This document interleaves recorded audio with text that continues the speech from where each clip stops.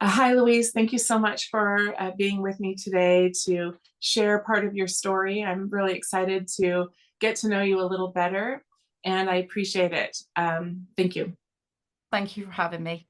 Yeah. Today, it's such a privilege. We're going to be talking with Louise Brown. She is a woman whose birth in 1978 forever changed the world, certainly for the better. And she is the first baby born through in vitro fertilization, which we know as IVF.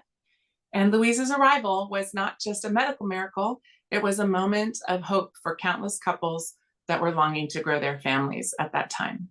So, since that time, IVF has evolved into a lifeline for, I think, over 12 million families Yeah. around the world. And it's opened doors to new possibilities like egg donation and surrogacy, which is dear to my heart, as well as other fertility treatments. Louise's story is one of courage and innovation and the power of science to create miracles. She is this living miracle, and we're so thankful to have her with us. Is it okay if I ask you some questions? Yeah, go ahead. Great. Thank you so much.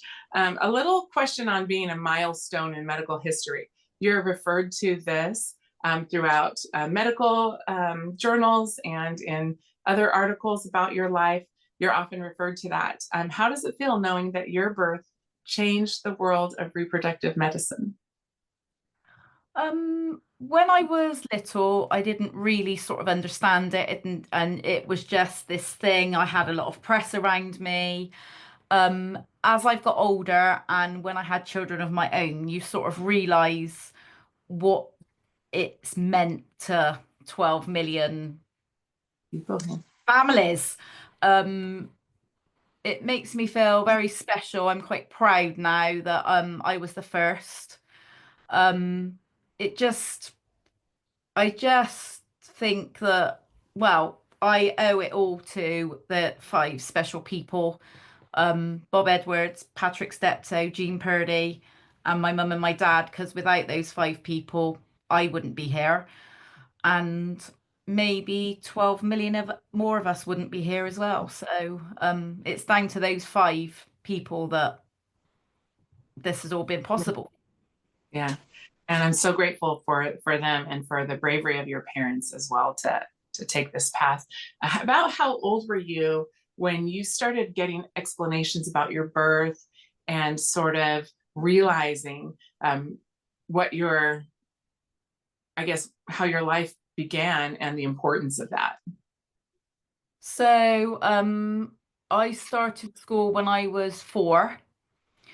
So before I went to school, mum and dad sat me down. They showed me the video of my birth, which was pretty gruesome. And basically said that Patrick and Bob helped mummy and daddy have me. And they sort of just left it at that. And then listening to mum and dad be interviewed, and obviously when I got to about 14, 15, doing sex education at school, it sort of all sort of slots in and you think, yeah, I understand now. But I mean, they first told me at 4 because they just wanted to, children can be quite cruel sometimes, and I think they just wanted to sort of give me a heads up in my head. Yeah, Um, because I've had the attention since day one, since sure. the day I was born. So to me, people being around taking my picture, asking me questions wasn't anything unusual. But obviously, all my friends at school thought it was like, oh, you're on the TV, you're this, you're on the radio. And they thought it was fantastic. And I said, well, it's just my life. So I think they just wanted to explain sort of why it was slightly different and why I had the attention. But then, like I said, 14, 15, it sort of all slotted into place, and you think, yeah, I understand that now. Yeah, yeah. Um, I think now there's a lot of conversations about talking to your children about their birth story early and often, I think is the term that people use, especially in donor conceived circles. So I think that was innovative of your parents to know that they should really early on in your life give you a little heads up so that you were prepared for that kind of thing. And yeah, 4 years old is a little young to get the full picture. But Yeah. in your mid to late teens, um, that's the time where you can kind of put everything together.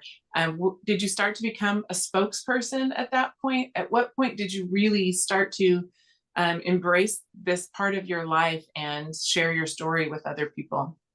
I think the time I realized, I can't remember how old I was, but I we had my mum was still alive, and we had a visit to Bulgaria, Wow. and our visit enabled the government to fund IVF there, which was a really big thing. Wow. And I think that was probably when I sort of realized, well, my voice can maybe help people. So, I mean, I've always given interviews all through my life, but I think probably um, that first visit to Bulgaria, I realized that I could actually use my voice and help other people. Yeah, the power in sharing your story and the Yeah. different side. And Yeah. just by visiting them and meeting patients and people that had had like IVF over there. And also it was to raise awareness, because over there with the men, it was a very taboo subject. No one would talk about it. Um, and basically this is why I do it, because if it gets someone to talk about the subject and them to be able to have a baby, and my job's done, if that makes sense. So Yeah. just keep doing it again and again and again. Yeah, me too. Yeah, that's always my goal too, to help educate people so that they can let go of the myths of what this is, and they can have hope that this is a clear path for them to continue their family. So thank you for sharing that. Since your birth, IVF and fertility technologies have advanced so much. So what do you think about the progress that has happened since your birth with IVF, surrogacy, egg donation, and all of these things involved in infertility treatment? I mean, it does amaze me, because I've gone around the world and each country is just so different. Um, and I'm quite surprised. I mean, obviously England are up quite far, and Yeah. we allow most things, whereas obviously the States is different, Germany is different. I just think, I mean, it's down to the country to state what people can do and what. Does that make sense? It's just, I mean, because I mean, obviously religion plays a big part in different things as well. Yeah. So it's quite hard to, um, I just think the countries need to decide the rules for their own places. And I mean, we've Yeah, got to I agree spread with that. that. I do Yeah. agree with that. And um, religion plays a part in this. Ethical considerations play a part in this as well. And I do think that um, decisions around the world are being made within individual countries, and sometimes it's not an option in those countries to do IVF at all. And so we hope that the more information that is shared about the ethical options, about the safety, and what's available to people, that shifts can be made in Yeah. those that are being made throughout the world. Like you So said, there's evolvements every time. So things that, I mean, mum's treatment was relatively simple. She yeah, just had no fallopian tubes. Um, I mean, mum was, I think, was her first try, one egg, dad's sperm, and it worked first time. yeah, So literally, I think her problem was relatively simple. If you had that now, then it works, I think, most times. I mean, obviously there's lots of other different things which I don't even begin to understand. There are lots of things, but there's advancements all the time in it. So just because one country doesn't do it now doesn't mean that in the future they won't. yeah. I wish it was so simple that Yeah. it could, replicate your family's story and be so simple for people, but it has gotten more complex. Medical issues that we're able to identify are more complex, as well as the treatments for those different options. What do you think is the most unusual or surprising question that you've been asked about IVF throughout the course of your life? So my friends at school used to ask me, how did you get out the test tube? because obviously it was the test tube baby, wasn't it, back then?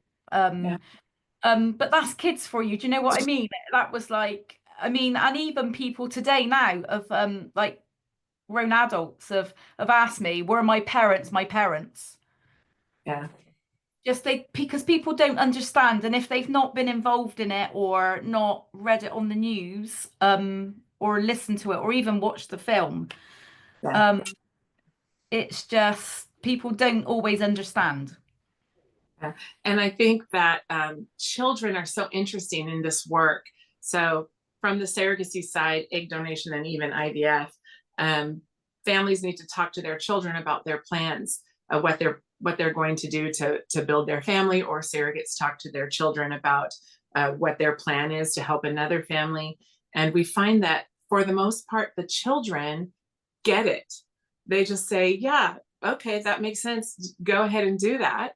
Right? Yeah, They don't have a lot of the societal questions that adults typically have surrounding IVF or fertility treatment to grow your family. So I think as children, they're going to ask those kinds of questions. Yeah, how'd you get out of the test tube, and yeah, who are exactly.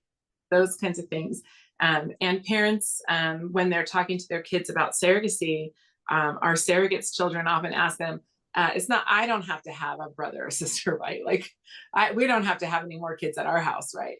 And they don't care about those other big societal issues. So I think some of those things are being addressed well. Yeah, When you look at society as a whole and how the IVF is playing a part, like we talked about 12 million families using IVF for having their children. Uh, does anything jump out as concerning to you? Are there things that you feel should have been paid attention to that haven't been? Has that affected your life at all? no, I mean, I just think that the scientists will, we've got to believe in the scientists. I mean, it's them that are creating new options and new treatments. And I think I just sort of leave it to the people that know that to take it as far as that we need to go, because obviously there are people out there with diseases or problems that probably I've never heard of. Whereas the scientists, they're there working on it constantly. I mean, it all had to start somewhere, and Bob, Jean, and Patrick started it. And I think we just need to believe in the people that have the know-how to take it as far as we need to go. I mean, when I was 10, was the last time I saw, well, it's just before I was 10, and I went on a show over here, the Wogan show. And it was with Patrick Steptoe. That was the last time I actually saw Patrick Steptoe. And I actually met Kim Cotton, which is UK's first surrogacy Oh, lady, and she actually was carrying a baby for a US couple.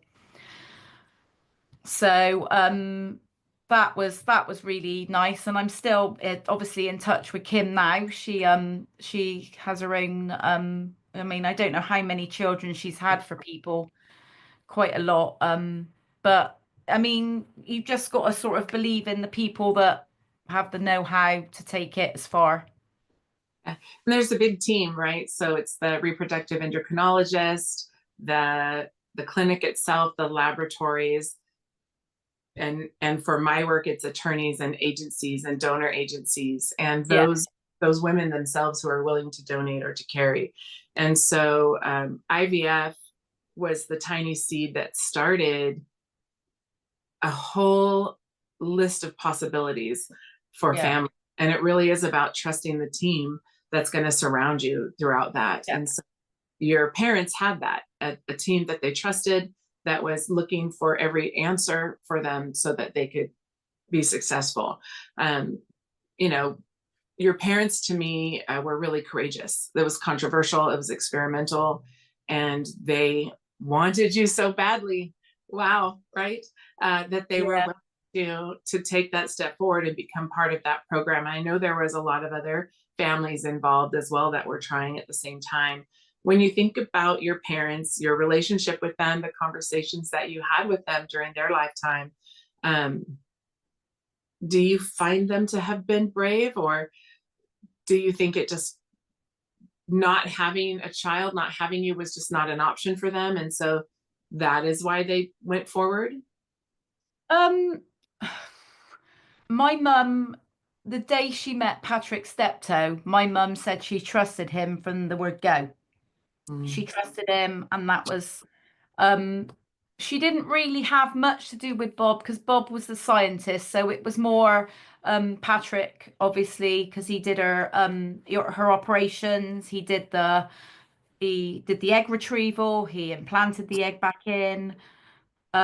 So mum just trusted Patrick from the word go. And I think that's important because if you've got haven't got any trust, she believed it would happen.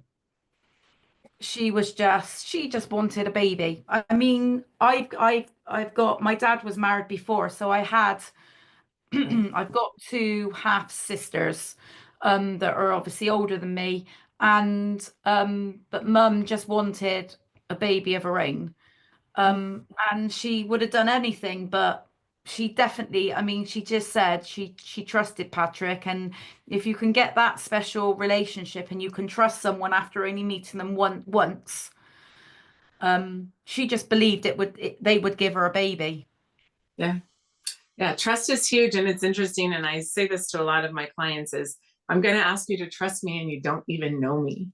I don't know how it's possible, but I'll earn their trust. I'll prove their trust. But for your mother to trust her doctor from their first conversation, I think is really brave and a huge step that probably helped her throughout the entire process to have that trust, I think Yeah. there.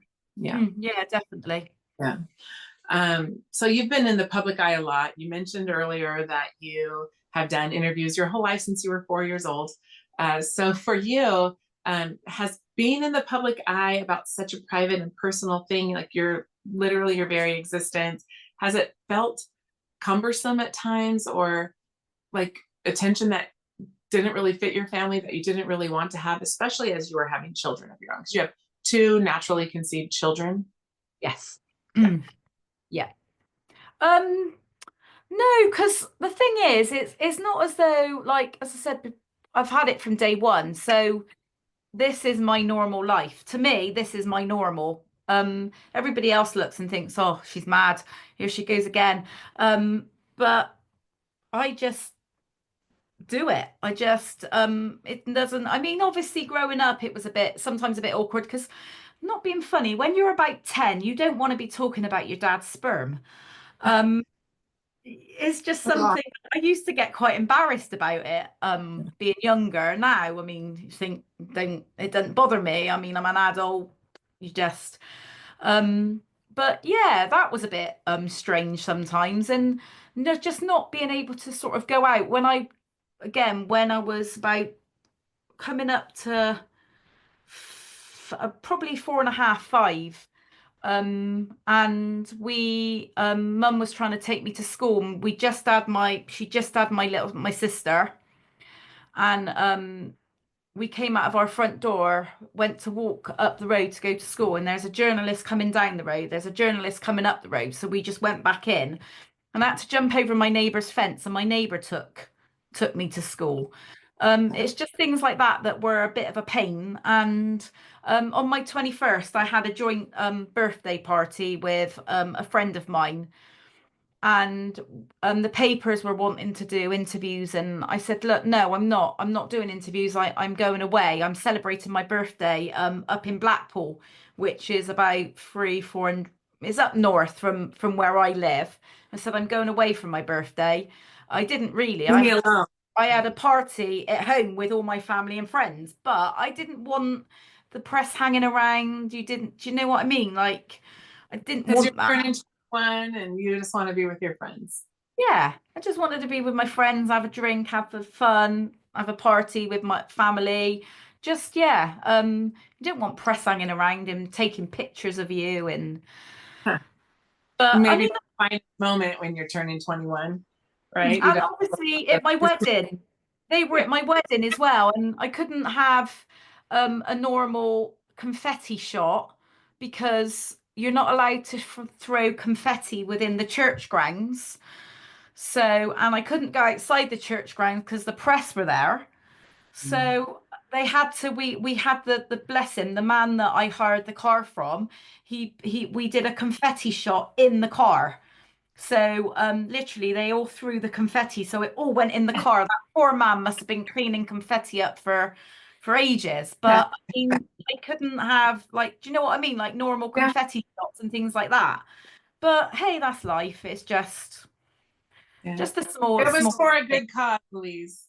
It was Yes. for a good cause. Yeah. Thank you. Yes. So that's public, and I'm glad that your parents told you about your birth story when you were so young. And I know we talked about it a little bit before we started our interview, but I want to just bring it up again because I think it's so important that families that are born in these unique ways talk to their children early and often so that Yeah. it's part of your story from the very beginning and it Yeah. never feels strange or odd to you as you go through your life and you grow and become an adult. It's just part of your story and It's there. it's Yeah. nothing to be um, mysterious about. No, I have actually had not recently, but a while ago, I had somebody contact me on, I think it must have been Facebook, and they sent me a private message and they said, we've had IVF, we've got a baby. When do you think is the right time? And I basically just said to her, I was told when I was 4. I think as soon as they sort of can semi understand a little bit, it's best, I think it's best to tell them. I said, obviously it's down to you and down to the parents, but I do agree. I think the earlier they know, like, because then it's nothing, it's not strange to them. It's not as though like you're hearing of people, like some people are getting to adulthood and they're finding out that they're adopted or donor egg or Right. all the different options. And I just think it just messes with your head. Yeah. I mean, mum And and dad didn't really have a choice, did they? They couldn't not tell me. I mean, that's a bit, yeah. Yeah, I think but so. Now it's when you don't talk about it, it lends some kind of feeling of shame where there doesn't need to be, right? no. And thankfully now, not for your childhood, but thankfully now there's a lot of books being written that are for children that are, using animals or other families about all the Yeah, different families are made, including stories about egg donation and surrogacy and IVF, so that those maybe you're not telling your child from 2 years old this story because it can be very confusing, but you're sharing other stories and books and things with them so that they can conceptualize the idea of yeah, some family that needs to pursue parentage through an alternate route, right? yeah, And yeah, so introducing those concepts early on, I think so. I think from the things that you shared, it's more clear that because they talked to you so early about it, that walking to school and having media come or someone wanting to try to film your 21st birthday or be at your wedding, all of those things, something that you dealt with from an early age and you knew why. So it yeah. was serious. Yeah, I think that was great. Um, what is your emotional connection to the aspects of infertility? So I know that you had your family and you didn't need to have IVF for your own family. Do you feel any personal connection to the struggles of those people in our world who do have infertility? And is that part of what drives you forward to share your story, to continue to share your story? Uh, I mean, I've traveled the world. I've seen that the want for a baby is the same here as to the US, as to Japan, as to China. It doesn't matter where in the world you go, the want to have a child is there. I mean, not everybody, obviously not everybody wants to have a child, but that is the person's choice. But not to be able to have a child, that is what's taken away. That is yeah. It's the same. And I've met so many people that it's worked for. I've met so many people that it hasn't worked for. I just sort of, I'm just happy that people see that there's nothing wrong in IVF, that I am completely as normal as anybody can be. Um, and if it helps people to actually be successful, then sort of that's what drives me. That's it's just seeing the look on people's faces. Well, when I meet them and sort of they've had children and I have pictures with them and their children. And even so much as obviously since the film Joy's come out, I've been inundated with messages on my social media socials, just people saying thank you. We cried at the film, just saying thank you for all you do to raise awareness and to keep the subject alive. All I'm trying to do is just keep mum and dad, Bob, Patrick, and Jean's name alive. Um, because if it wasn't for them, I wouldn't be here. I mean, I'm not saying the 12 million one because it maybe would have worked, but for someone else, And if that makes sense. Yeah, we'll never know. We'll never know that. Um, just yeah. So I mean, I just feel. I mean, I just yeah. It makes me feel warm and to the fact that if I can help someone. Um, And yeah, like you said, I conceived naturally, but I've not known the heartache of not being able to conceive. But I've been there with mum, sort of mum's journey, if you know what, if without that, then yeah. yeah, there's really nothing like the feeling of being with a new family after they've been successful with their family building journey through IVF. And to know that you inspired so many people to have hope and have faith to move forward with that process is amazing. Um, Gosh, I have 1,000 questions I want to still ask. What do you think are the most important ethical questions that we should be addressing as fertility treatments are becoming more advanced? Is there anything that concerns you since you've lived in this life? Um, no, no, again, it comes back to trusting in the scientists and taking it as far as they will take it. I mean, there are so many different treatments out there. I wouldn't even, I mean, don't even ask me all of them because I'm not a scientist. I don't know.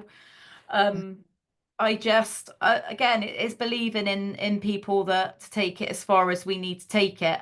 Um, yeah, it's hard. It's hard because, I mean, yeah, it is definitely, I mean, leave it to the scientists to take as far because there's so many debates going on and things like that. It gets, yeah. Yeah, I do think that we're watching that, and the whole world is watching what the scientists, the doctors are doing in this field. Um, Gender selection and um, genetic screening to rule out abnormalities and all of those types of things are possibilities now. And so as we move forward, I think there will be those questions of, are these the doctors that we can trust to Yeah.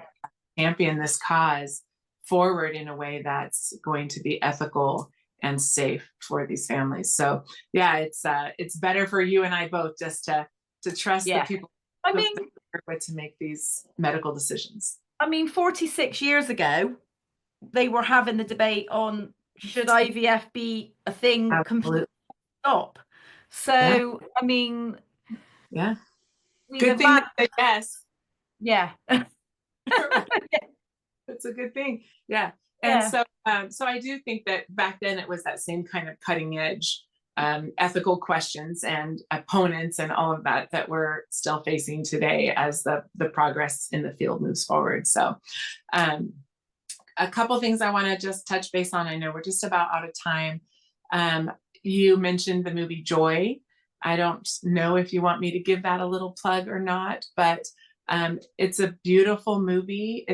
I did watch the movie. I thought that it was well written, and that it expressed well the hopes in the heart of so many families and the bravery of the doctors who pushed against all odds.